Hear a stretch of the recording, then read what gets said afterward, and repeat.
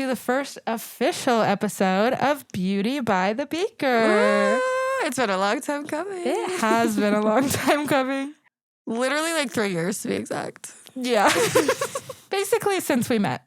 Speaking of that, if you haven't listened to our intro episode, feel free to go over, listen to that for more details on who we are and why you might want to listen to us. You do. If it tickles Spoiler. your fancy. I'd say before we really get into it, because maybe you didn't listen to the intro episode and I'm offended. Maybe, but maybe not. But just in case, I'm Natalie. I've been in the industry for 6 years. I've kind of always been in between loving science and math and kind of liking to be creative. And I kind of came down to I'm either going to do hair or orthopedic surgery. And what's the difference, really? And now I'm here instead, which is kind of in the middle. Yeah, totally. Kind of. To all you orthopedic surgeons out there, do you think a lot of orthopedic surgeons are listening to this podcast? Well, my uncle-in-law is an orthopedic surgeon, so. At least one, maybe? At least one. I hope you're listening. You better be. Yeah, I'm Sadie. I'm a cosmetic chemist. I've been doing this for 3 years. And I got my degree in chemistry. And then after that, I started working at the same company that Nat was working at. And that's sort of how we met. We hit it off. We actually didn't hit it off that quickly. It took us, we were friends, but it took us probably a year to become really, really close. Basically, we started this podcast because we started to have discussions about the cosmetic industry and misconceptions that we noticed people had, things that kind of bugged us. Yeah. And we felt like we could explain things in a more fun way. Yeah, it kind of felt like we just kept having the same conversation over and over and over, where we're it would be so easy to just give the people these answers, but it's not that easy to just get the information out there. I don't know. Yeah.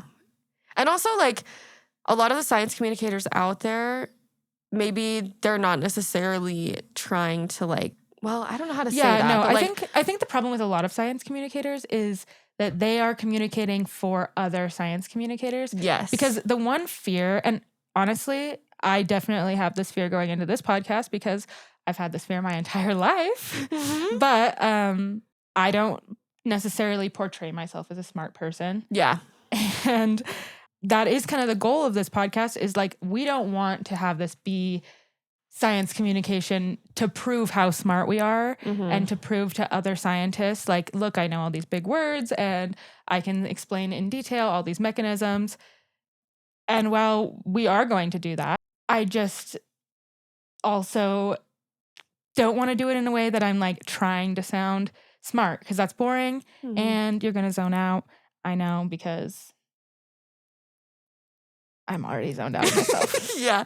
Well, I think too, the reason that misinformation gets spread is because it's a lot easier to digest than complicated, nuanced information. And so our goal for this podcast is to break down those complicated topics and do the work for you so that we can explain it in a way that's really easy to understand. Yeah. And I think it'll make science a lot more accessible and it'll be more fun for us too. We have more fun together when we don't have to be doing the whole intense science communication thing. Exactly. It can be explained in a way that's much easier. And unfortunately, with science and with a lot of things, people want a black and white answer, but that is just not the case. There is a lot of nuance.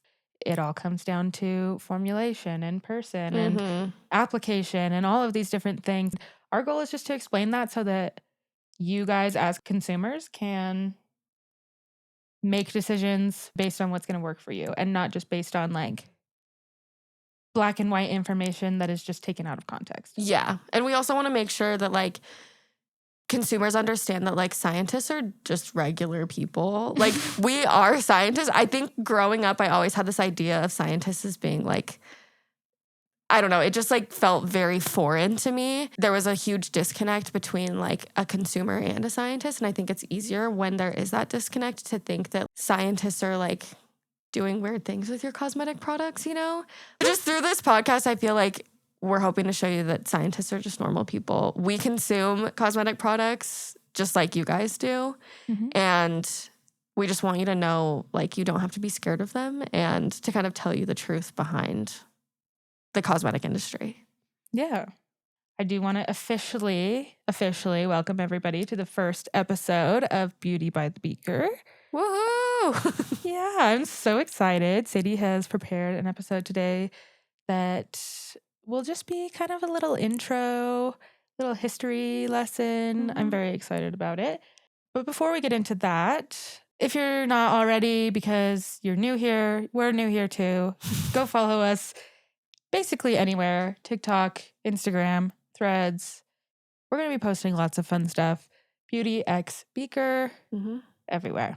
Also, go check out our website where you can find the blog with episode notes, with sources, and sign up for our newsletter.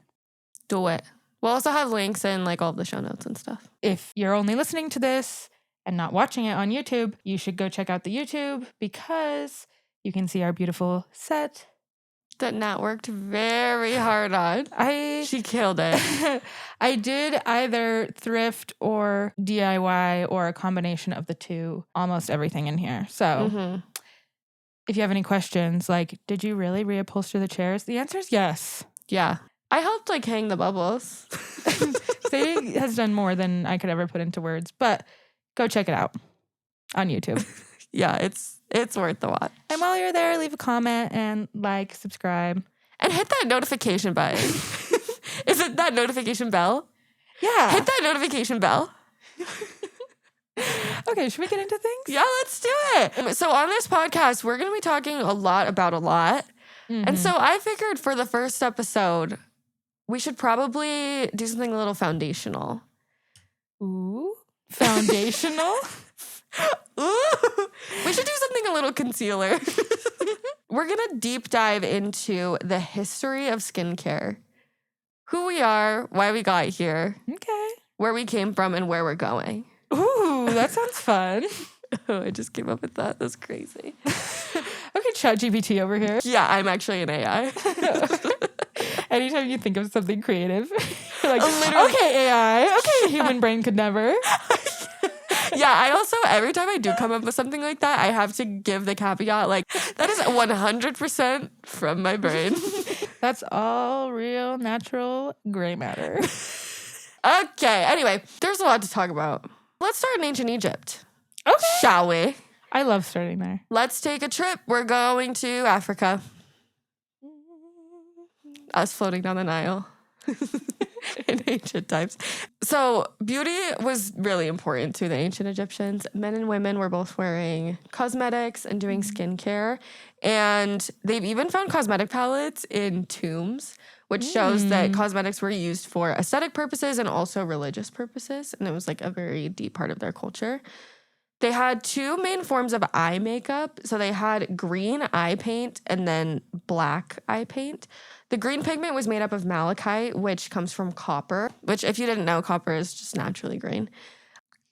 Well, yeah. No. Yeah, no, it's like naturally reddish and then it goes green when it oxidizes. I was like, Statue of Liberty? No. Never met her. I've been in the Crown. Oh, really? Yeah. I have met her, but just from the bottom.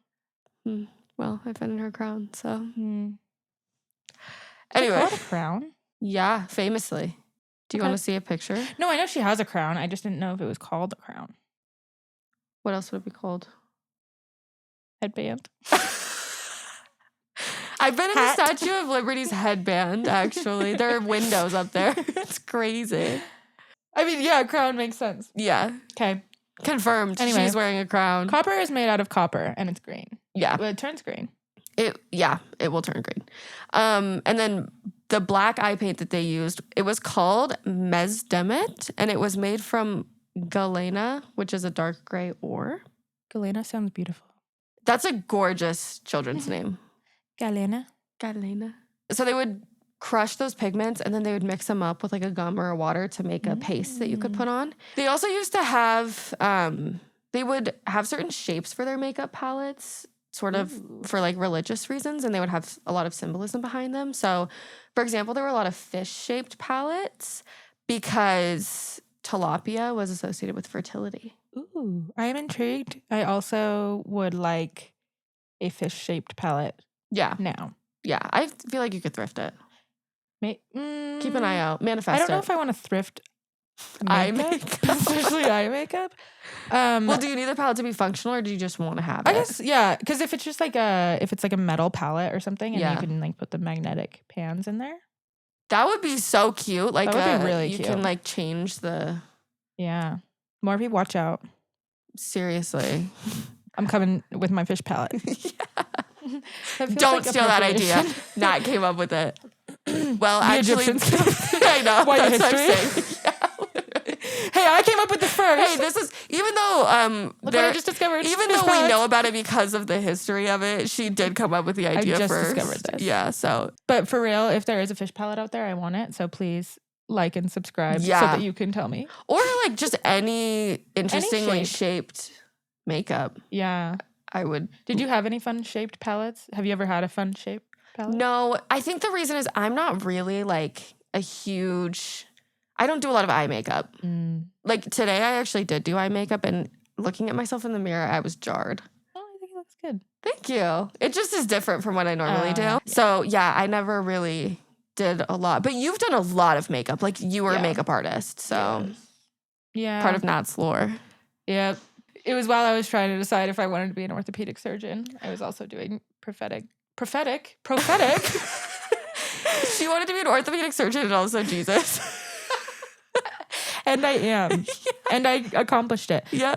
I was doing FX makeup professionally. Yeah. We'll insert some photos or maybe we'll post them on our social media too. Yeah, sure. Okay, so shaped eye palettes. Researchers have also found jars that had cleansing oils in them to remove mascara, lipstick, and eyeshadow, which is great. They were taking care of their skin. Yeah, which is I such a love that. slay. Yeah. A lot of the oils, pastes, and hair colors that they were using also contained heavy metals like copper and lead, which actually successfully fought bacteria and infections, which sounds a little counterintuitive.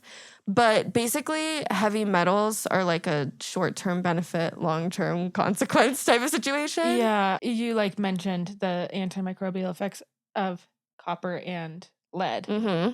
I have a very, very distinct memory of like when I was 18 seeing a drinking fountain that said made with antibacterial copper. And I was like, what does that even mean? Like, what do you mean antibacterial copper?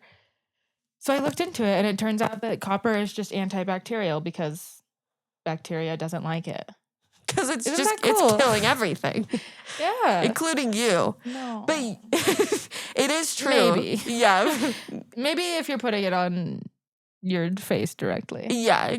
It Probably. could have some negative effects. Like we said, it's the dose. The dose makes the poison, girl. But yeah, when lead salts are present in low concentrations, they can trigger like a very mild immune response that can fight infection. But then long term, obviously, lead's a neurotoxin. It damages your brain, kidney, and blood cells. Copper was also found in a lot of the pigments that they would use around their eyes. And copper can protect your eyes from bacterial infections, but then obviously long term, it causes what's called oxidative stress. And that's when your cells get really overwhelmed by these molecules that are called free radicals. And oxidative stress is dangerous because it can damage DNA and proteins over time. And then it leads to like aging, cancer, inflammation, and other diseases. So overall, not great. Then as a burn remedy, they had a lot of burns back then. Maybe they had a normal amount of burns actually. Regardless of the number of burns you have, you still need a remedy for it. True. And I'm going to say that. They would mix red clay with red natron, northern salt natron. How do you spell it? Natron. Natron. Let me look it up. Interesting. Natron is either referring to a natural mineral or a software application. Which Probably mixed it with the stuff. I would guess that the ancient Egyptians were taking the clay and inputting it into their databases to protect them from burns. It's crazy how history repeats itself. Context clues. Yeah, it was a naturally occurring salt used in mummification in ancient Egypt. So that's what it is. So It helps to mummify things, but if you mix it with clay, salt, and honey, it is a burn remedy. You can put it on and it remedies your burns. And they would also use the galena pigment that I mentioned earlier to create eye paints that would treat infections. And the galena does that have lead in it? Remind me what that is? Besides a beautiful name for a child. Besides so stunning. I was just so distracted by the naming. Dark gray ore. Okay, maybe so lead byproduct, but it's not like straight up lead. I would guess that it has probably a mixture of things. Yeah. Yeah. But I'm not a miner. Truly, all of my knowledge about ore comes from RuneScape. And all of mine comes from Minecraft. Yeah, so I'm like, as we're having this conversation, you say ore and pixelated blocks. Literally, for me, I'm thinking of like the pickaxes that I would get from the Grand Exchange. Let me know if anyone knows what I'm talking about. They would also use henna back then to dye their hair, and they would use it on their nails and lips as well to create like a red tint. And they were also using it to cover their gray hairs. Interesting. They care about that. Yeah, apparently. It does seem like back then you'd have more to worry about, but it is fascinating how we've always cared so much about beauty. Truly. It transcends. Enough to put literal lead into your eyeballs. Yeah, and it's going to get worse from here too. Oh, good. Don't you worry. There's a lot going into our eyeballs throughout history. If there's one thing that humans like, it's putting things in our eyeballs. Yeah. Well, you got to try it. How do you know if it's really dangerous if you don't squirt it directly into your eyeball? That's true. How do you know if we need to put do not put onto your eyeballs on the label if you don't try putting it on your eyeballs? Exactly. This is not at all like disclaimer. Don't put things in your eyeballs. Yeah, this is a joke. Keep things out of your eyes. They also cared about removing body hair as well. So they would create mixtures using ingredients like crushed bird bones, oil, sycamore juice, and gum. Bird bones. Bird bones. What do you think that did? I have no clue. Yeah. That's fascinating. Maybe I should Google it. Yeah. I would guess that like it's mostly like a calcium based, maybe like a filler type thing. Yeah. But also maybe there's some sort of like gum element to bird bones. Like, I don't know. I'm just leaving you hanging. I did Google bird bones and waxes aged in Egypt and nothing really came up. So, I don't know if there's a benefit to having some sort of powdery texture. I don't know. Sorry, I don't have as many answers. Not an ancient Egyptian, not an ornithologist. No, just a cosmetic chemist. And I haven't put crushed bird bones in any formulas that I've made, so I'm not really sure how they work. No, Helmstever, I'm not sure that they have made it on the list of banned ingredients in the USA. So, crushed bird bone moisturizer. Door is still open. PETA is going to come after us so hard for that. No, this is a joke. Just because it's not banned doesn't mean that we're using it. Just kidding, everybody. They would heat up the wax and then they'd like put it on their skin. Literally the same as traditional waxing these days. They'd let it dry and then peel it off. And they also would use oils like fir, rosemary, sweet almond, and castor oil for their hair. And then fat from animals like crocodiles, snakes, geese, and hippo for scalp treatments. Ooh, little hippo scalp. A little crocodile scalp treatment. Interesting. I bet that smelled incredible. I do wonder how well it worked. Yeah. I'm assuming just so many clogged follicles. I can't imagine their refinement techniques were like as great. Maybe not as intensive as they are these days. Yeah, exactly. Like you mentioned, smell. I know there are a lot of tallow girlies out there. And it's stinky. Yeah. That's okay. You know what? You're stinky, and that's fine. Yeah. My favorite part about tallow is when people advertise it as like, oh, my tallow doesn't have a smell. And I'm like, yes, it does. If you have to add a caveat that your cosmetic product doesn't smell like beef, then I don't know if I want to be using it. And look, I'm not like fully anti-tallow. No, I think there probably are benefits. There are like benefits to it. I'm sure there's a lot of good stuff in there. Kind of an all-in-one type situation, but it is stinky. It does smell. I actually will say I did jump on the beef tallow train for like briefly before I started at our job. It was probably during COVID. And a lot of clogged pores. Not great for my acne-prone skin. I will say that. Okay, well, that's good to know. And it did A lot stink. of people do, like, claim that tallow is, like, what cures their acne. But, yeah, I would imagine that it would be kind of cloggy. And obviously, like, comedogenicy depends on the person, the situation, their skin Dosage. type. Dosage, yeah. Just for my skin, I used to be so acne-prone before Accutane, and so did not help me. But if it helped you, that's great. Yeah, let us know in the comments. Yeah, I am curious to hear people's experiences with tallow. Yeah. If you're a tallow girly, let me know. And affectionately, you smell like beef. Now we're going to go over to ancient Rome. Ooh. We're going to take a quick trip right over the Mediterranean. Let's go. I went to Rome recently. Yeah, I'm not like, here's the thing. I might be a little bit of a Rome hater. Mm-hmm. And it might just be that I don't like rooting for the overdog. We're transitioning from ancient Egypt.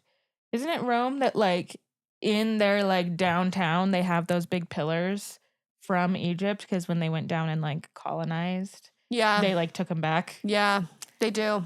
You know, we don't need to get all into it, but that's the kind of energy that I'm like, it's not for me. I will say live. Rome actually was pretty cool, but so Greek and Egyptian beauty standards influenced Roman beauty quite a bit, but the Romans believed in enhancing their natural beauty rather than using fancy makeup looks, kind of similar to what Egyptians did. We didn't really touch on it with the Egyptians, but I feel like one of the first things that you think of when you think of, like, ancient Egypt, at least the first thing that I think of is, like, the eyeliner. Yeah. Kind of like the graphic eyeliner. Mm-hmm. And by kind of, I mean the graphic eyeliner. Yeah, it was very intricate. Yeah, like symbolic. Yes. I'm sure. But also like the blacks and greens. Yep. Things like that. Rome seems to not be doing that as much. Maybe more natural instead of like an artistic depiction of something. Yeah, it was basically like the ancient clean girl aesthetic in Rome. Okay, so yeah, like already Rome has no culture is what we're getting. Well, and to add on to your Roman hate, they thought that fancy looks were seductive and the men would wonder who the women were trying to look attractive for. Womp, womp. Sounds like Rome was the problem. Yes. They also viewed using cosmetics as deceitful and manipulative. It is. Genuine question, do you think that my eyelids are naturally orange? Am I deceiving you? Well, had you not told me? I am wearing a little makeup. You have a glossy lip naturally? Yeah, I do actually. Very moisturized. I would never. No. Yours actually looks pretty natural today. Oh, thank you. Yeah.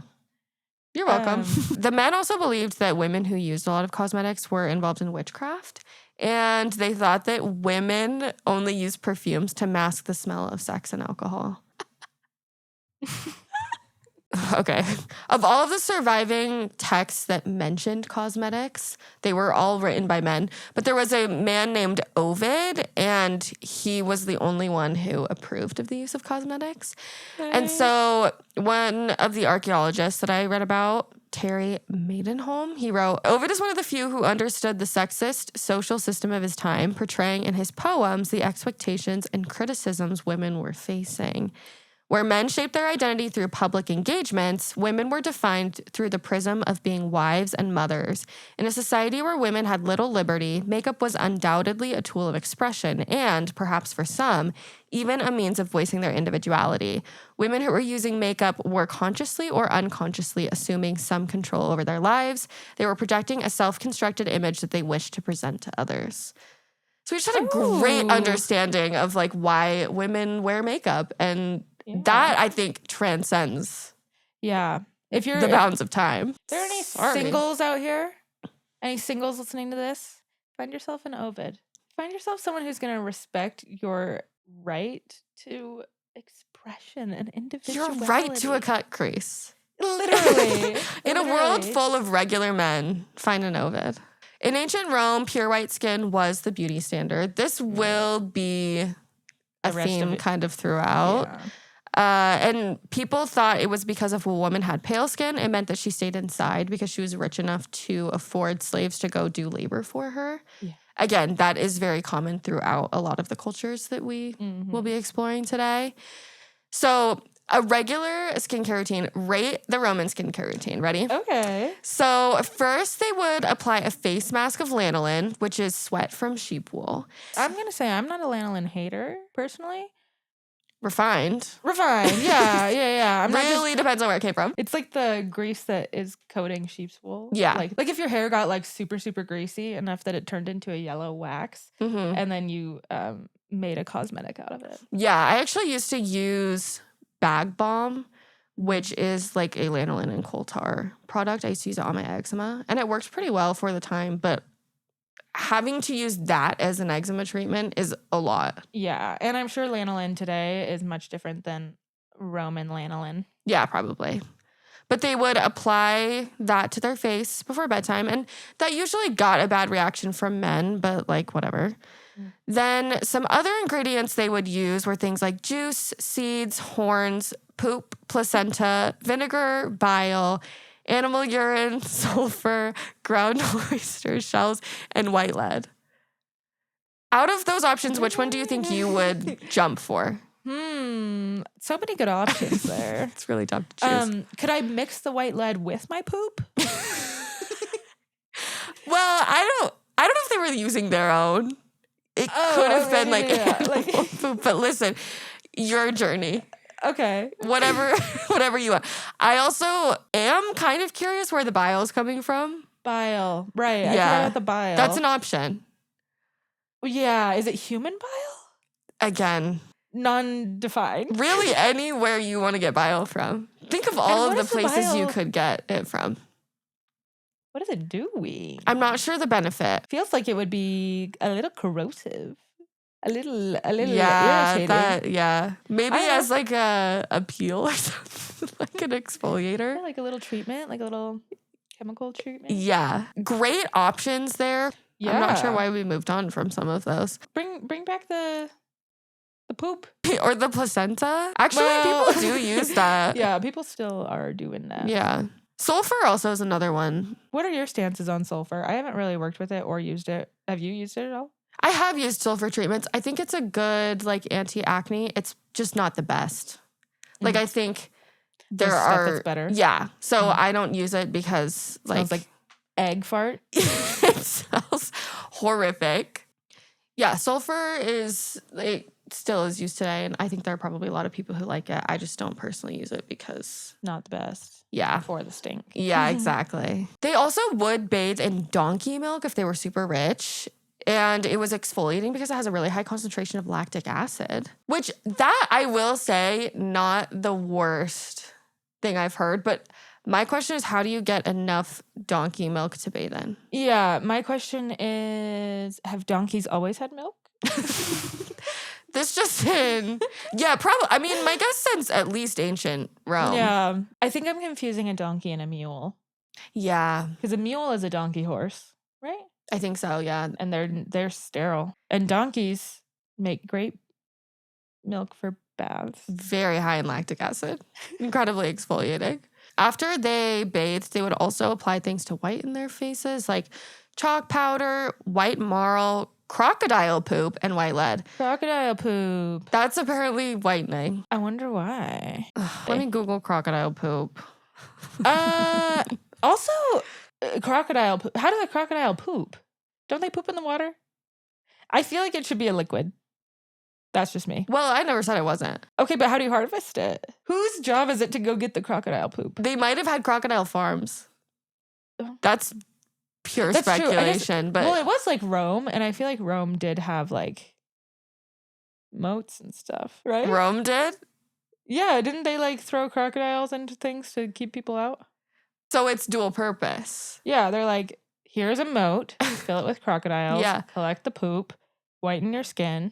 And keep out the intruders. Keep out the intruders. That's incredible. All your bases are covered. Your bases and your faces. Yeah, this by the crocodiles. Also does say crocodile dung can carry harmful bacteria and parasites, so it's dangerous. So that does make sense to me, just like from a logical standpoint.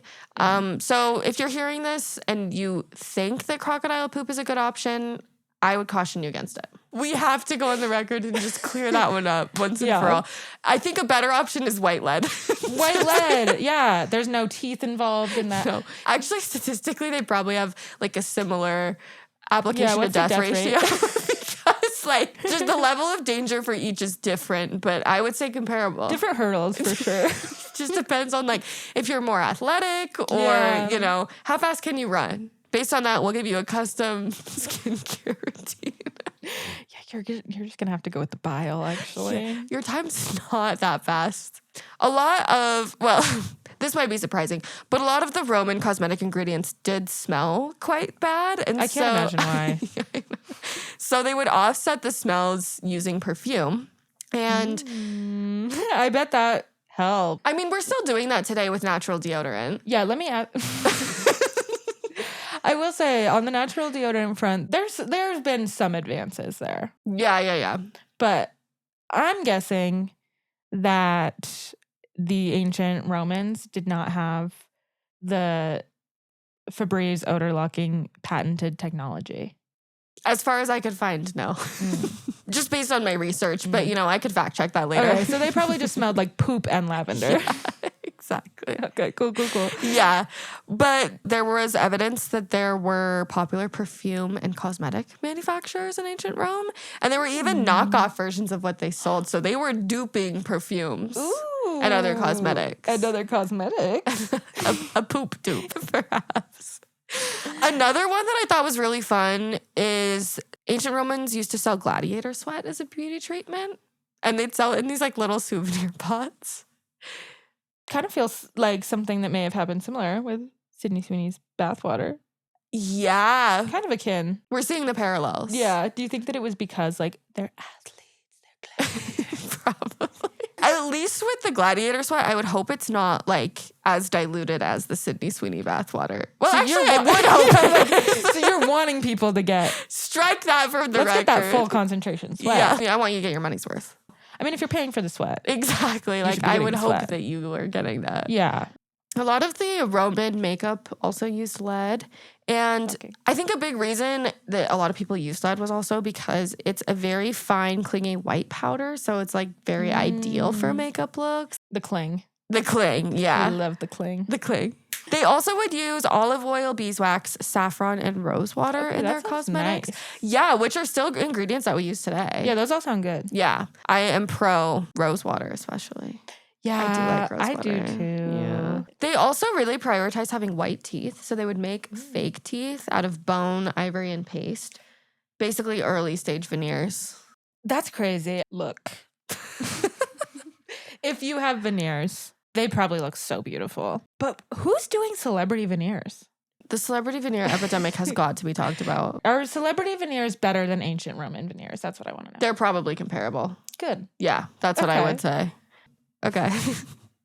In the Middle East, now we're traveling. Okay. We're going on another Back trip. over the Mediterranean. Back over the other way. So in the Middle East, both men and women use cosmetics during pre-Islamic times. And most women wore cosmetics privately, but female slaves and singers would use them in public. Henna was also really popular in the Middle East, obviously, especially at weddings. Weddings, Eid, and Ramadan. They would combine the dried henna powder with water, lemon juice, tea, or just other liquid substances to make paste. And then they would apply it to their skin in those like really beautiful, intricate patterns. And then that would leave a reddish brown stain that would stay for several weeks. And today it still is widely used within their culture, and it symbolizes tradition, experience, and wisdom. So I do love henna. I love looking at it. Yeah, I think it's so beautiful. Yeah, me too. People use it for traditional things, but they also still use it commonly for like hair dyes. And Yes. Yeah, it's still very Natural widely used dyes. just in general. Then in ancient China and Japan, so flowers are very important in Chinese culture. And there's a legend that says on the 7th day of the first lunar month, Princess Shu Yang was resting under a plum tree after she was like wandering the gardens.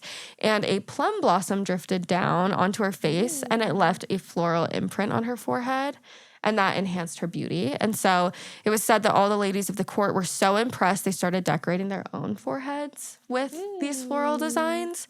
And it was also the origin of the floral fashion Mei Hua Shuang. I probably butchered that, sorry. But it's plum blossom makeup. And it was popular from the Southern dynasties to the Song dynasties, which was 420 to 1279. 470 to what? 420 to 1279. That's a long time. Yeah, it was. And it's beautiful makeup. Yeah. Let's put up a picture. So in ancient China and Japan, upper class women would use nail stains. It started around 3000 BC, and they would use things like egg whites, beeswax, roses, and Arabic gum. And then only the rich and powerful women could have red, gold, or silver nails. And so painted nails became like a symbol of class. And it was actually considered criminal for people of the lower class to wear those like upper class nail colors. Interesting. Yeah. Or just to like have painted nails in general. Then in Japan, the geisha would wear lipstick made of crushed safflower petals to paint their eyebrows, eyes, and lips. And for a makeup base, they would use bintsuke wax, which is a softer version of what the sumo wrestlers would use as hair wax. So great primer, I'm sure. Yeah. Like really good stuff to stick. Yeah. And in Japan, makeup was considered a standard part of grooming etiquette. And there were 4 main types of cosmetics in the Edo period. So there was white powder, red lipstick, eyebrow blackening, and tooth blackening.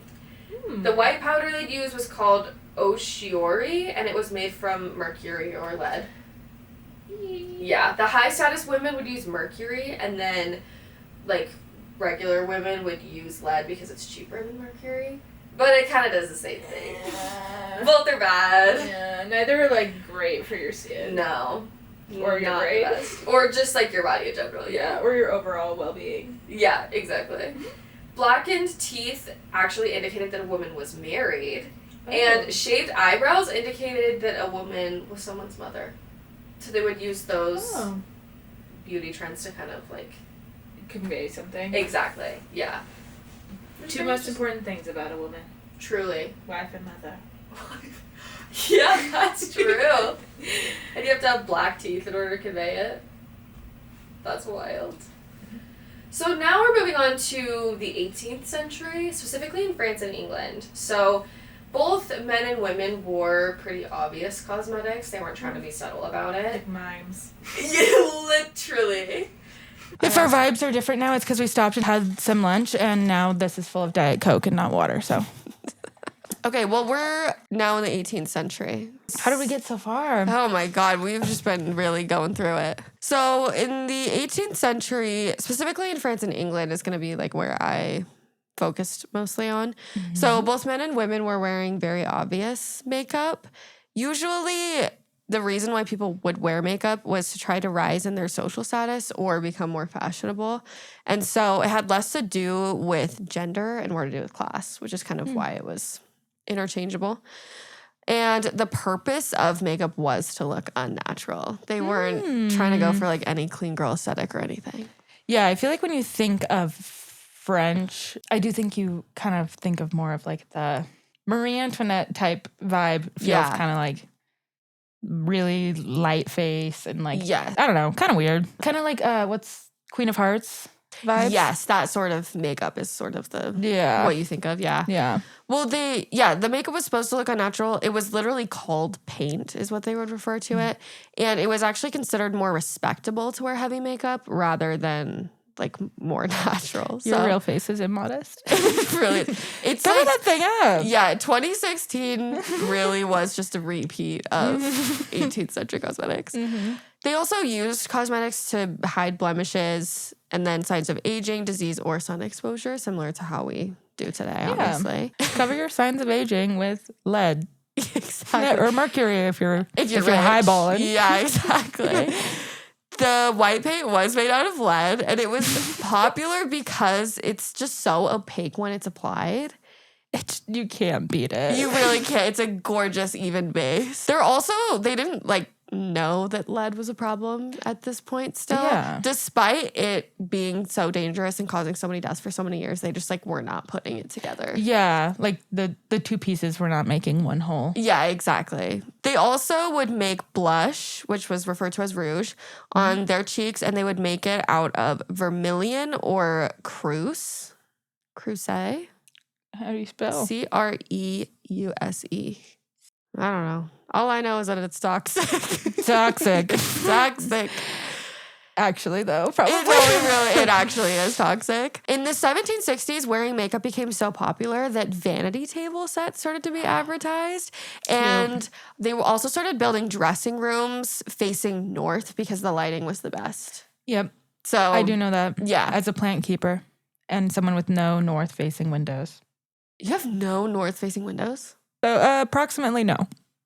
That's so sad. I know. Well, your plants still look great, so the plant behind me is real and it's thriving. In the 1750s and 60s, the English women wore more natural cosmetics than French women did.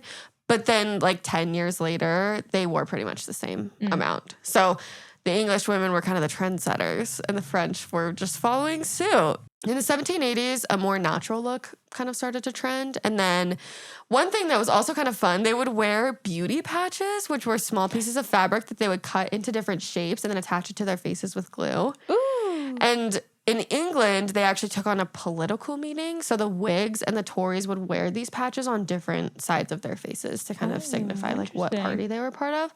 So I think we should bring beauty patches back. We should. And also, we kind of have. Because with now, a pimple patch? Yeah, people are going out in pimple patches, which I think is really cute. I think so too. I love it. I think, I'm going to say it, pimple patches are cuter than acne. You might be onto something there. I might be. But the little star face ones, I don't know. Not spawns, but they're cute. They have some cute ones. I think that kind of came after I was finished with Accutane. That's when they really started to. But I do like them. I think they're fun. They're really cute. Yeah. And I just want to put stickers on my face. So I think you should. I might. Go get some cute pimple patches. So in the Victorian era, this was from 1837 to 1901, which is a very specific period of time. Yeah, it stopped. It started in 1837 and it's done by 1901. We're not going into the 20th century doing anything Victorian. But the beauty standard in this era was a natural face, free from blemishes, freckles, or marks. I'm not sure when that also wasn't the beauty standard. Yeah. To not have blemishes, but notably, it was really not popular in the Victorian era. And excessive makeup was only worn by performers or sex workers, and it was usually seen as promiscuous. So it definitely was more about the natural look. Women would also make natural skincare at home with things like beeswax, almond oil, and rose water, which we've seen before. And they'd also use lemon juice and vinegar as toners. I'm going to go on the record and say let's not do that. Advising against that. Yeah. If you thought to yourself when we said that, oh, that sounds like a great DIY treatment. No, Instead, it's not. Use vinegar to kill black mold in your shower. Yes. Or donkey milk if you can find a donkey.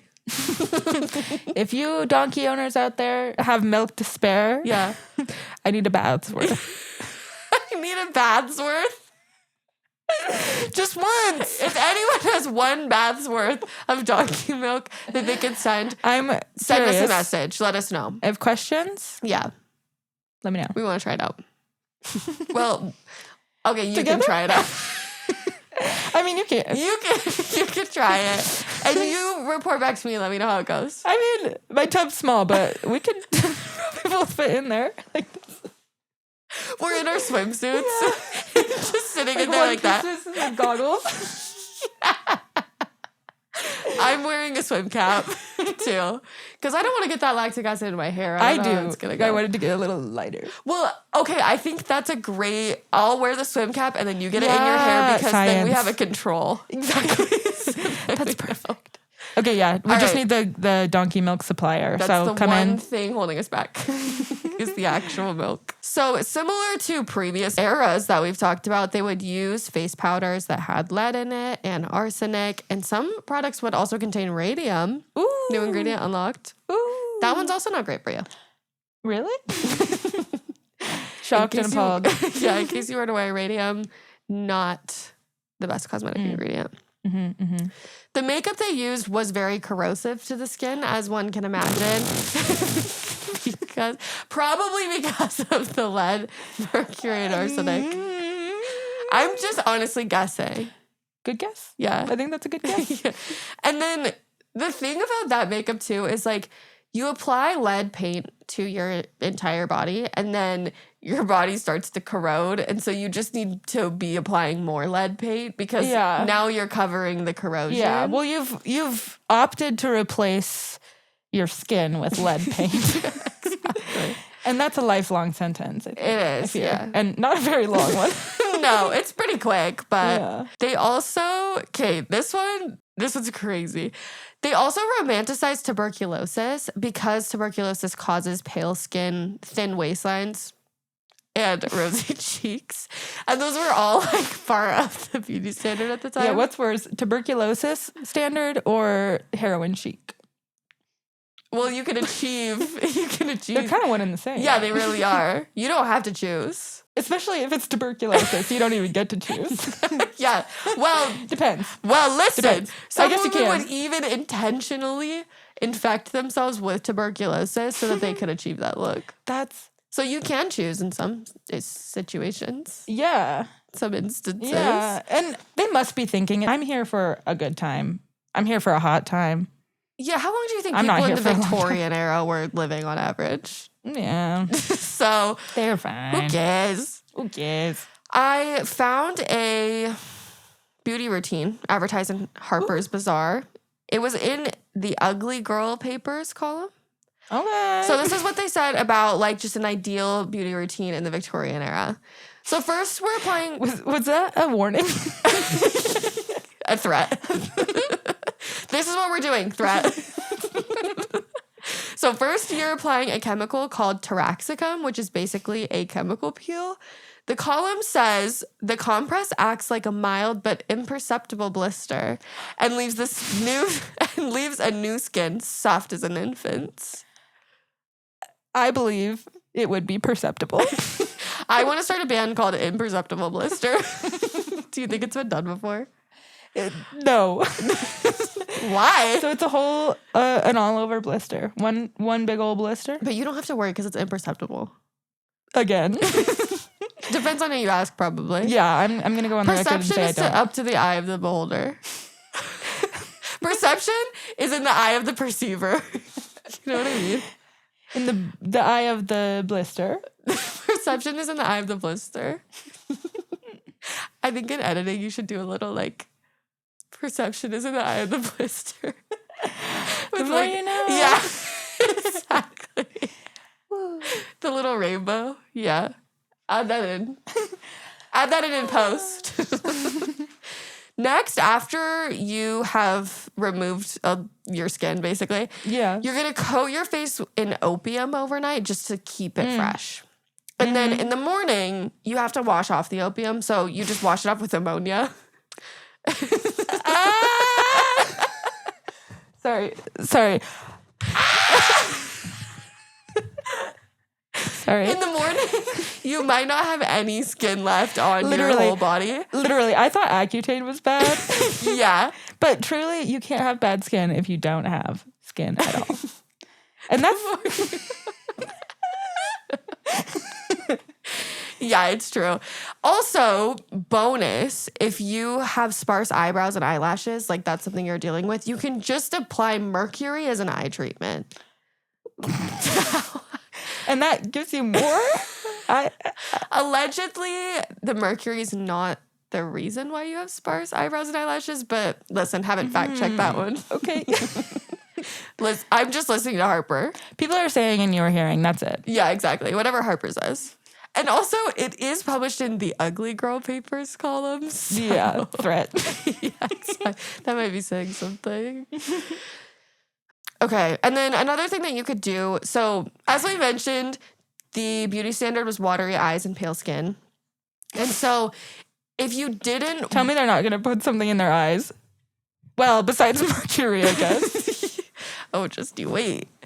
So... in order to get the watery eyes, if you didn't want to like infect yourself with tuberculosis, there was an alternative, and that was to squeeze a few drops of citrus juice like lemon or just perfume into your eyeballs, just like as eye drops. Perfume. Yeah. They also would add belladonna drops, which last longer, but they cause blindness. Do you know what these are? Not really. So belladonna is Italian for beautiful woman, but the plant is also known as deadly nightshade. It's a neurotoxin. Also feels... Yeah, exactly. Yeah, that it's beautiful woman, but it's deadly. Yeah. Well, also kind of slay. Kind of slay. Depends on who gave it the name. perception is in the eye of the perceiver. So it's a neurotoxin, and it also dilates your pupils. And when your pupils are dilated, they let more light in. Yeah. But if this happens for long periods of time, it can cause blindness. That's why if you've ever gotten your eyeballs dilated at the ophthalmologist, is optometrist. Ophthalmologist. I think they're both the same. Maybe ophthalmologist is like more intensive. It's probably study. like a therapist, psychiatrist, or like a sociologist. surgeon of the eye. Yeah, exactly. They're all in the same field. Sociologist. I don't think that's on the list, but whatever. When you go to the optometrist and you get your eyes dilated, they give you those super cool sunglasses to wear because your eyes are more susceptible to damage when they're dilated. And so women back then would put these drops in their eyes. It would dilate their eyes, and then they would go out and have a lot of light coming in. Yeah. And so it would cause them to go blind over time. Yeah. So that kind of sucks. Fun fact, human eyes are called camera style eyes. Seems a little backwards, but dilate your eye, more light comes in. Photographers, you know what I'm talking about. That's it. If for all the photographers out there. If you're not a photographer I hope you know what she or an just taught. optometrist, that wasn't for you. No. Unless you're learning. Yeah, we all learned something, just rarely. Arsenic was also very popular during this time because Why wouldn't it be? Skin lightening. Obviously, it's like throw that in the mix. The Holy Trinity is lead, mercury, arsenic. So a store called Sears and Roebuck sold a product called Dr. Rose's arsenic complexion wafers, and there were these small chalk wafers that were filled with arsenic that you could nibble on. Ooh. And they were advertised as perfectly harmless. Perfectly harmless little snack. A little arsenic wafer snack. Just a little something to take the edge off. I will say I would have loved arsenic wafers. I love a little thing I can chew on. Yeah. Like a mint or something. Yeah. ADHD, so oral fixation is huge for me. I'd be munching on arsenic wafers day and night. Yeah, I'm like, can we especially if they're kind of crunchy. Yeah. Have you ever had a Necco wafer? No. I didn't even need you to answer that. I already knew because I don't know if anyone's had a Necco wafer. Yeah, do they exist? But that's what I am picturing. Here's what a Necco wafer looks like. I'll put a picture. That's what I imagine. And they're not good, but I think sensorially, are they good? Probably. They look like they would be. Is it like it's not like an actual candy wafer, right? No, it is. Is it they're like a tube. They kind of look like Smarties, but they're thin and big. They're like the size of a quarter. They're like the exact size of a quarter. Oh, but they're circular. Yeah. Oh, okay. I was thinking, those, I don't know if they're really wafers, I guess, but the little like sandwiches, there's like peach colored strawberry and chocolate. Yeah. My family uses those for like graham cracker houses. Yeah. But they're kind of like the inside of a Kit Kat. Yeah. Yes, exactly. Yeah. I grew up on those. I love those. They are kind of good. They are. Yeah. So the thing about arsenic, it's very toxic and it can be tolerated for a little while when you are like eating it in small amounts. But long-term exposure leads to things like kidney damage, hair loss, and vitiligo. And it can also cause a condition called arsenic keratosis, which is when lesions that are yellow and filled with pus cover your palms and the soles of your feet. That sounds really enjoyable. It sounds amazing. Honestly, maybe worth it for the sensory experience of arsenic wafers. I'm going to have to weigh the pros and cons of that. But then you have the sensory of experience. Of walking on lesions. Walking on lesions. Yeah, that's true. Yeah. Well, that's why I'm going to give it some thought and really weigh the pros and cons. Yeah. Yeah. So, yeah. Arsenic can also become addictive because you build a tolerance to it over time. Yeah. But the thing that's interesting is that Victorian women were actually fully aware that arsenic was deadly. It wasn't uncommon for it to be used as poison if you wanted to kill somebody. And it was also known to be a dangerous ingredient when it was used in dyes and wallpaper. But it was so effective that they didn't really care and they kept using it for decades. That's fair.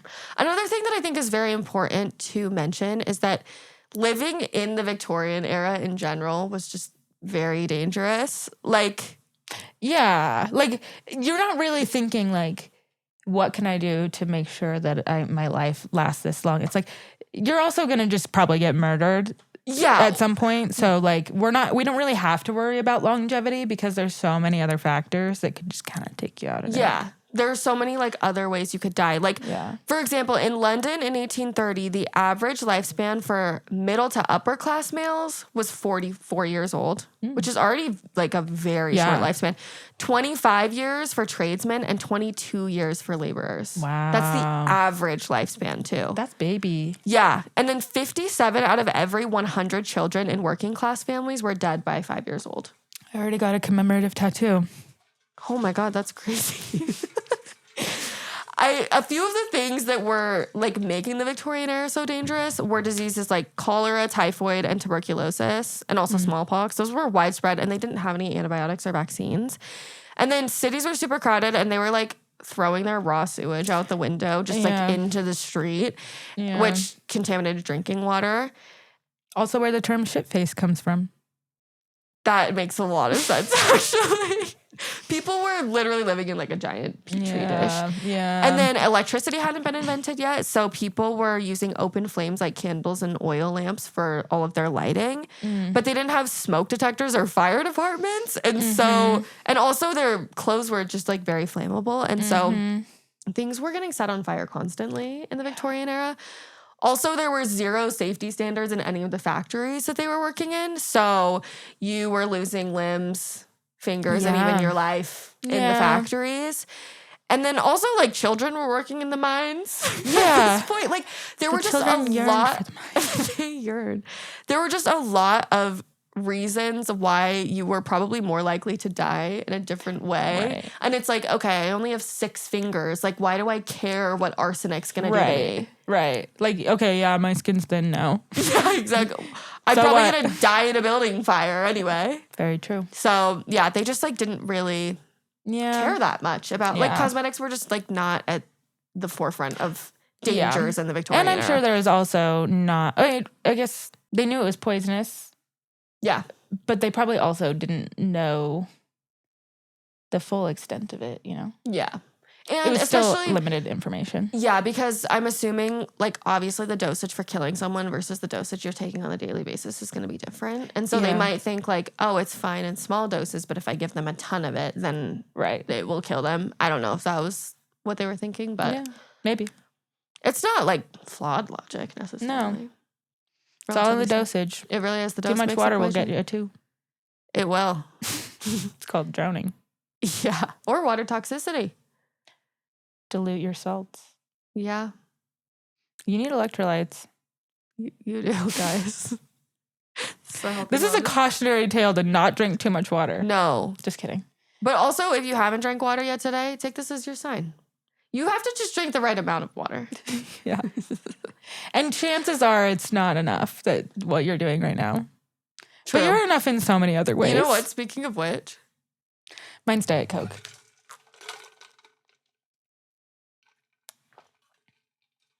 Cheers.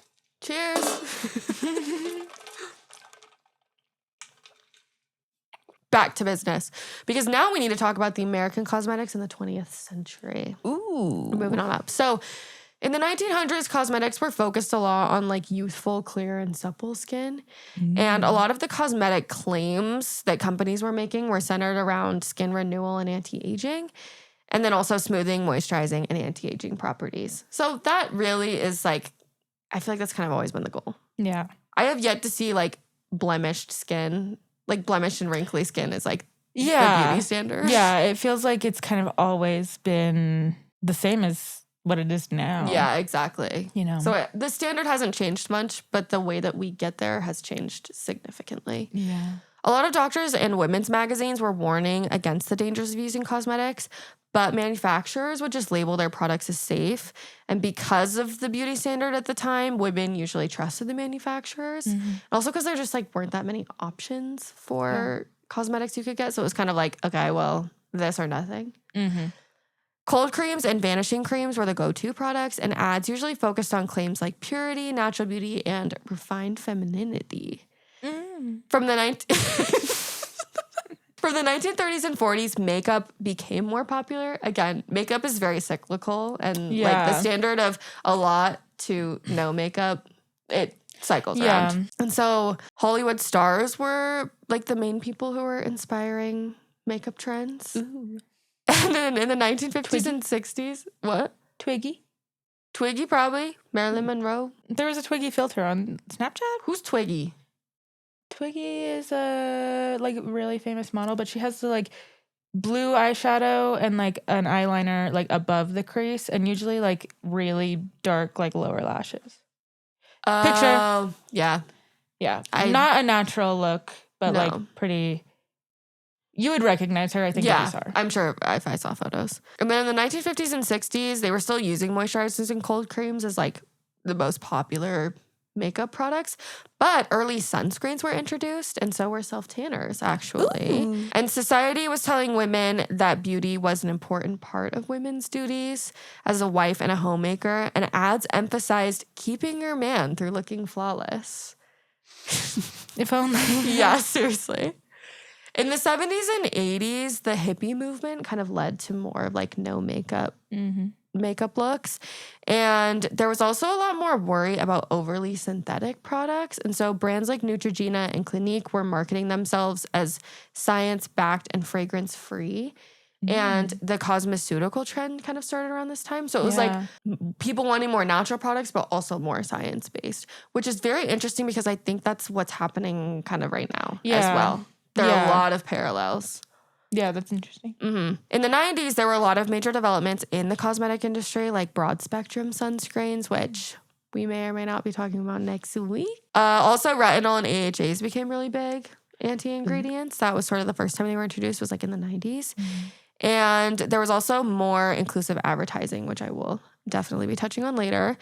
And then also the FDA just started to crack down on cosmetic versus drug claims. So an important history, it's going to be brief because I feel like we could do so many episodes on like the history of regulations. But basically from ancient times until like the 19th century, there was no regulatory oversight in the cosmetic industry. And then in the 19th century, the Industrial Revolution happened, and it led to cosmetics being produced like on a mass scale rather than just you make cosmetics and then use them up and then like make it again when you need it kind of. It was like large batches being produced all at once. And so it was common for products to be contaminated in the factory, and that led to a lot of health concerns. So a few of the issues were that preservatives weren't very well understood, and so a lot of products had mold, bacteria, and fungus issues. This hadn't really been a problem up until this point because, like I said, most people were just making them at their house or like purchasing them at local shops. But as more people were moving to the cities and started working long hours, pre-made cosmetics were a lot more popular because there was so much convenience in that. So in 1906, the Pure Food and Drugs Act was passed in the United States, and the FDA, which is the Food and Drug Administration, was created to enforce this act. And it was the first significant U.S. legislation that was prohibiting the sale of adulterated or misbranded food and drugs. You must not adulterate your food or drugs. No, keep it unadulterated. This came in response to a lot of horror stories that were happening, and it was primarily because of pre-made food. So before this happened, there were medications. One of them was called Mrs. Winslow's Soothing Syrup for teething and colicky babies. And they didn't have to disclose that it included ingredients like morphine and alcohol. Not good for your baby. No, not good for your baby. And then there also was a book called The Jungle, and it talked about a Chicago meatpacking plant where rotten meat and poisoned rats were knowingly ground up, canned, and sold to consumers. Yeah, that book is a lot. Have you read it? Yeah, it was, I think, part of like my high school curriculum. Really? Yeah. Is it like a story or is it nonfiction? Do you remember? It's, I want to say it's nonfiction. I wouldn't be surprised either way, I guess. Yeah. I do want to read it, but also I'm like a little scared. Then in 1938, the Federal Food, Drug, and Cosmetic Act was passed. In my notes, I did write "drug" instead of "drug," and Nat and I have been laughing about that for like 2 weeks. No, it's the Federal Food, Drug, and Cosmetic Act. And this expanded the FDA's oversight to include cosmetics. Again, it was because of horror stories. So one example of this was Lash Lure, which was a coal tar-based eyelash dye that caused very serious eye injuries. And that included blindness and possibly one death related to the Lash Lure. So the FDA was like, all right, we need to expand our oversight into the cosmetic industry as well. But even then, it's not that expansive. No, and it could definitely be better regulated, but Yeah. ever since then, at least some of the advancements that have come out are regulating certain ingredients as drugs, Yes. which are ingredients that are intended to cure or prevent some sort of disease. So there are specific like monographs. The medicine sections, there will be topical products in there. They have to be sold as drugs and not cosmetics. So something like sunscreen, it'll have active ingredients. It'll list, avobenzone and whatever, and the percentages, which is required. The packaging of similar types of products, you'll notice that they're using almost identical sentences, like helps temporarily relieve itching and burning due to blank or something. Yeah. It's always the same kind of structure, and that's just because with certain active ingredients, you're allowed to say a certain phrase. So if you're going to say something like anti-cavity, then the FDA is going to step in and make sure that everything's right. Yeah. And there are also products like, because anti-acne is one that falls under their drug claims. And so there are also other ingredients that work for acne, but those products can't say the same things that drugs can when it comes. So like the wording will be different. Yeah. I feel like an example that might be maybe more common for some of our listeners is deodorant versus antiperspirant. Oh, yeah. Antiperspirant has aluminum in it. And in order to make the claim that it will reduce sweating, because sweating is a bodily function and you are altering a bodily function, then you have to have an active ingredient with aluminum in it. So a deodorant can't say anywhere on it that it's going to control sweating, but it can say like dry lotion. There's ways around it, but they can't say like for sweat control. Yeah. So yeah, it's just like there has to be very specific wording. But an antiperspirant is an OTC drug and a deodorant is not. It's a cosmetic. Exactly. Yeah. So that was like a good advancement. And then also requiring ingredient declarations on every single cosmetic product. So ingredient lists on cosmetics. And they have to be listed in descending order of concentration if they're above 1%. And then anything below that, it can be like in any order that the company wants it to be in. Since you brought that up, that doesn't apply to OTC products. Yes. OTC products, they can put it in descending order, but since they list the concentrations of the active ingredients, so the drug in the product, for whatever reason, they have decided that everything else can be listed in alphabetical order or in descending order. Just notice quickly on the ingredients if that's something that you do like care about, is ingredient checking and stuff. Just if it does appear to be in alphabetical order, note that it could be that and not descending order. Yep. That's only for products. Yeah. They also require certain cosmetics to have warning statements. And then there are also requirements for how you display information on packaging. So going back to the OTC thing, there's active ingredients and inactive ingredients. You have to display them, like you said, a certain way. And then also the FDA can just take action against companies who sell adulterated or misbranded cosmetic products. So one thing that I think is very important to touch on is inclusion or the lack thereof in the cosmetic industry. So as we've learned... Wait. Are you telling me that white skin, bright white, pale skin for the entire history of human beings is not an inclusive beauty standard? I'm going to say it. I'm going to say it was not inclusive. Wow. I know, crazy. But yeah, as we learned skin lightening has been pretty much the standard throughout history. And it still is a trend that we see. Not so common here in the US, but like in Korean skincare, that's still a huge part of it.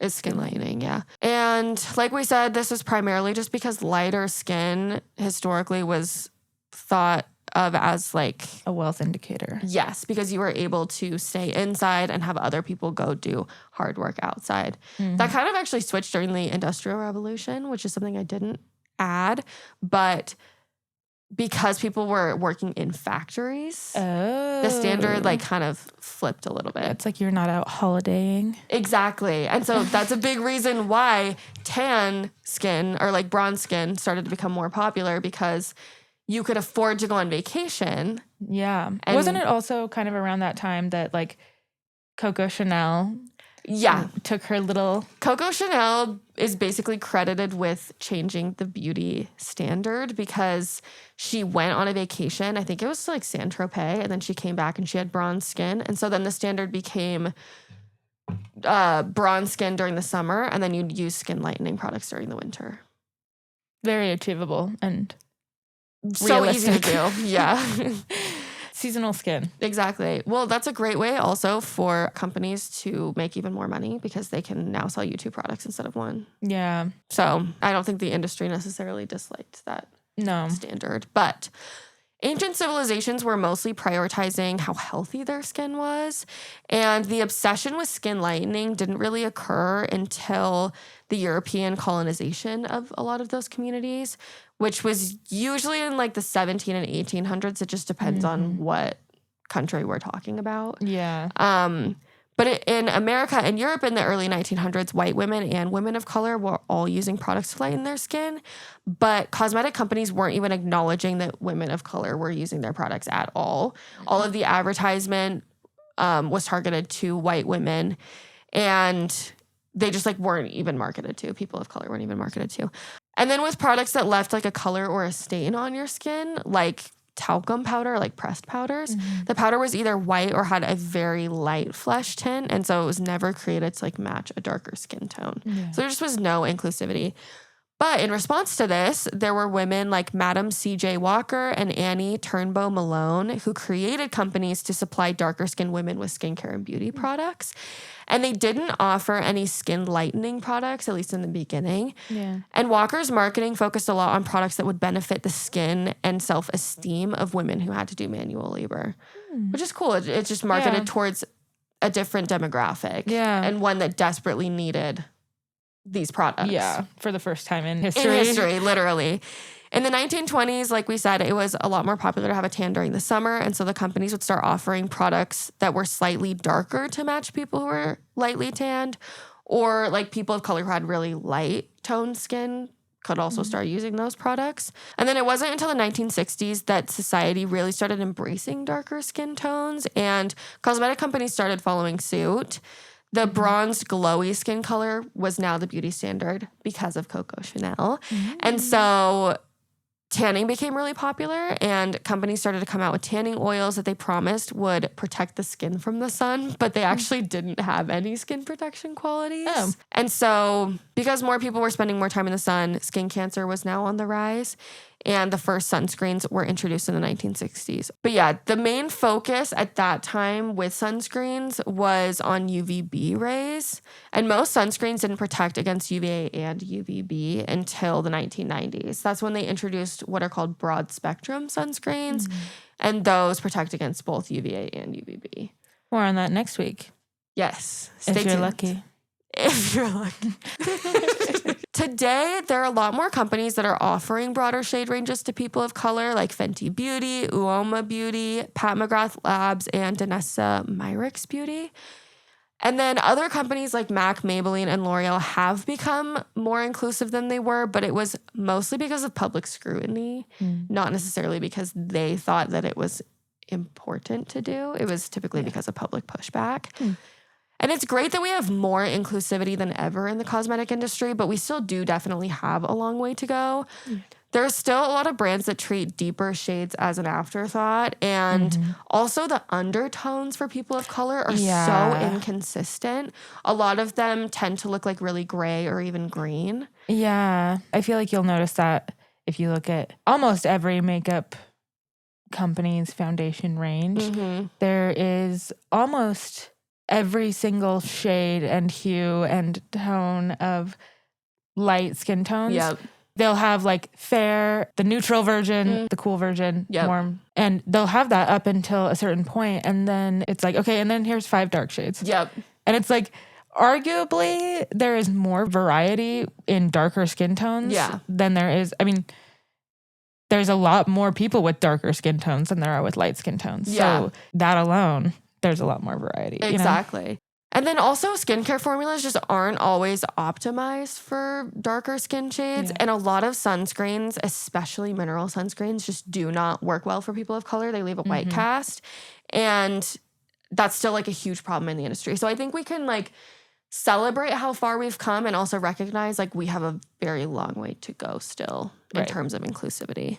So some stuff about the cosmetic industry today, where we've ended up. So there was an act that was passed in 2022. It's called MOCRA, which is short for the Modernization of Cosmetics Regulation Act. It was actually the first update in 84 years. That's crazy. Yeah, which is wild. But some of the things that it did were granted the FDA more authority to regulate cosmetics. Manufacturers are also now required to register their facilities with the FDA, and they have to re-register every 2 years. And then companies have to list each marketed cosmetic product with the FDA, and that includes details about the ingredients and the intended use. Companies have to maintain records that demonstrate that their products are safe to use, so safety testing, data, and documents and stuff. And then labels have to include contact information if anything happens. Like if you have an adverse reaction, there has to be someone that you can contact about it. And they also have to disclose fragrance allergens. And the FDA also just has authority to mandate recalls of cosmetic products that pose health risks. I believe before it was up to the companies to mandate those recalls, but now the FDA can do it. And so like there are pros and cons to this act. It increases the cost that companies have to invest in their compliance departments. And that is like safety testing, record keeping, and then making sure their facilities are up to date with all of the manufacturing practices. And so it can be difficult for smaller brands who don't have as much money to put into that sort of regulation. Yeah. For it larger makes brands, the it's not as barrier to difficult. entry just Yeah. like that much higher. Exactly.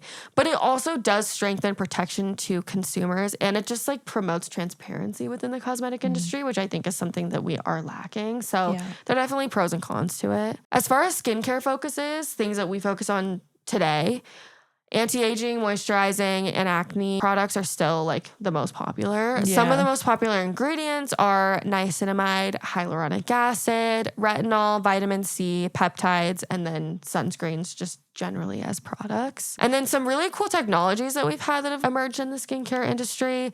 There are a lot of AI-driven skin analysis tools. I haven't seen those like widespread, I guess, on a consumer scale, but they do exist. Yeah.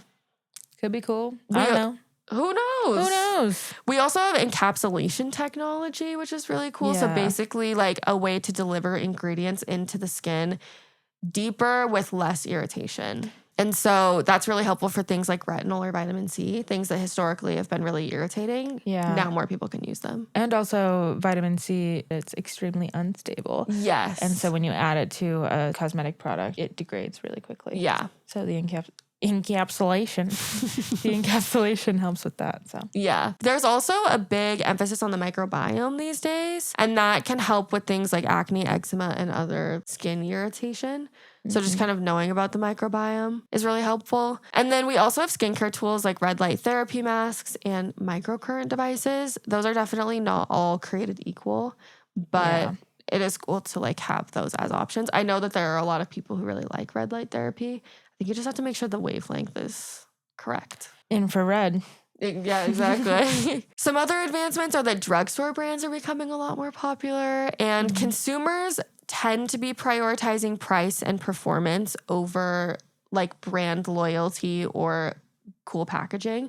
Obviously, that is not 100% of the time, but I think people in general are like more educated when it comes to their cosmetic products. And that can be a good thing or a bad thing, just because I think it's good for consumers to be aware of what's in their products. But I also think as a formulator, it's not always necessary for people to know like what every single ingredient is doing, especially because it can be different depending on the product. Yeah, I feel like it's just hard to draw the line with like, I think it's good for people to know what's in their products, but it's hard to know what's in your product and also have the context to be able to like understand that as well. Like, and then also there are extremes. So then people want a black and white answer. Yeah. Is this thing good for me or is this thing bad for me? And it's really just not that black and white. Yeah. So I feel like it's helpful for people to know, but then it adds this other layer of demanding reformulations for things that aren't dangerous. Yeah, I think that's a big reason why we're doing this podcast too, so that we can help educate consumers on what is in their products and like what you would need to be worried about and what you really like don't need to be concerned about. Like things that we'll handle, you know? We also have a lot of regulatory gaps still. So, for example, cosmetic products don't need FDA approval before market launch. So, in theory, cosmetic companies could be including dangerous ingredients in their products, but I will say that is very unlikely, especially in the day and age of social media, because brands have to sell their products in order to make money. And if they're selling products with dangerous ingredients, their brands would be called out and they would lose money really quickly. Yeah. They also wouldn't have repeat customers. And in the US, people are very litigious. So like class action lawsuits are a really big risk. And so I think it's just not worth it for companies to be intentionally putting dangerous things in. The chances of something happening are much higher. If there is a problem, there's a much higher chance that someone's going to experience that problem and report them. Yeah. And I also will say I don't want to slander indie brands at all because I think indie beauty is a very important part of the industry. But every time I have noticed issues with an ingredient list or a product having OTC claims or something, but like not displaying it correctly, it has been like really small brands. Yeah. And I do think that's probably something that's hard for small brands because of resources, like getting someone on their team who knows how to properly make an ingredient deck and like make sure that they're, you know, doing things correctly. Yeah. Because it's not that straightforward. But yeah, because of that gap in regulation, there can be a little bit of dishonesty. Usually it's not intentional. It's more just like oversight. Yes, like a lack of information. Yeah. Small brands, that is kind of something that can be tricky. So use your best discretion, I guess, with those ones. Another thing I do want to mention is that clean beauty is completely unregulated. There's no definition of what clean actually means. And clean beauty tends to promote the use of a lot of ingredients that haven't really been very well researched. And that means that they can also be more dangerous than the ingredients we've been using for years. Yeah. And more irritating. Yeah. Well, like what I was saying earlier, people want such a black and white answer. And so we look at studies from years, decades ago that say that something happened in an isolated study. And we want to use that to be like, look, this thing's harmful and we're still using it. People get outraged over these ingredients and they demand a replacement. And they're kind of clouded by this term or things that they see that are really just like fluff.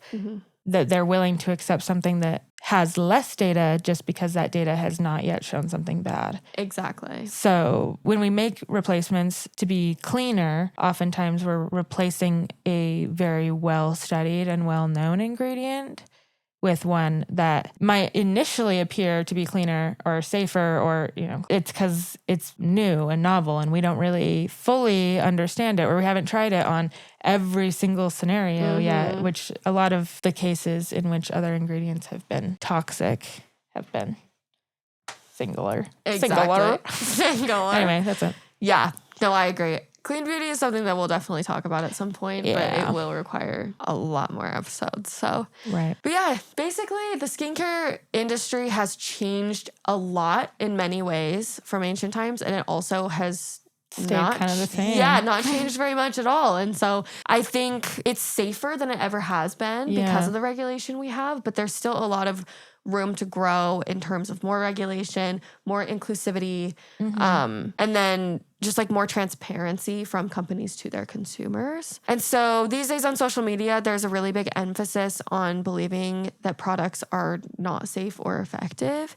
And a lot of this stems from companies spreading misinformation from their product claims and also ingredients. And so the misinformation is different than it used to be, but it's definitely still there. And so I think understanding the history of skincare is a good way for us to learn where it all started, but also be grateful for the regulations that we have today that keep our products safe. Yeah. And that's all I have. Wow. Well, thank you. Of course. I learned so much. I'm so glad.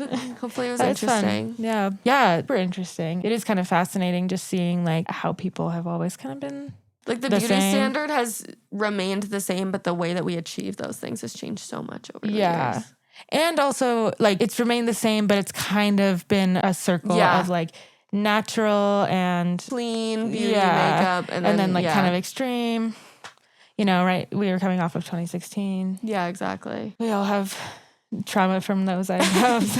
I'm just waiting for lead in our makeup to make a comeback. Yeah, when's that coming back? We have other metals. We'll talk about them next week, though. Ooh, I'm excited. All right, well, thank you guys so much for watching. Yeah, thank you. Please join us again next week. Like we have teased, I will be talking about sunscreen. Very important. Absolutely. But in the meantime, go follow us on Instagram to see all those pictures we promised and other just fun photos. Yes. Go to our website, beautyxbeaker.com, to see Sadie's show notes with sources. You can also subscribe to our newsletter. Yes. Or read our blog. Go check us out on YouTube. Yeah, if you're not watching, you're only getting half the story. Exactly. Also, we do have personal Instagram accounts. So yours is NatBXB, mine is SadieBXB. Yeah, so go give us a follow there. Yeah, go get to know us a little bit better. Yeah. But yeah, that's it for this week. I'm going to go take a bath in donkey milk. I am going to go piss, girl. All right, we'll see you guys next week. Bye.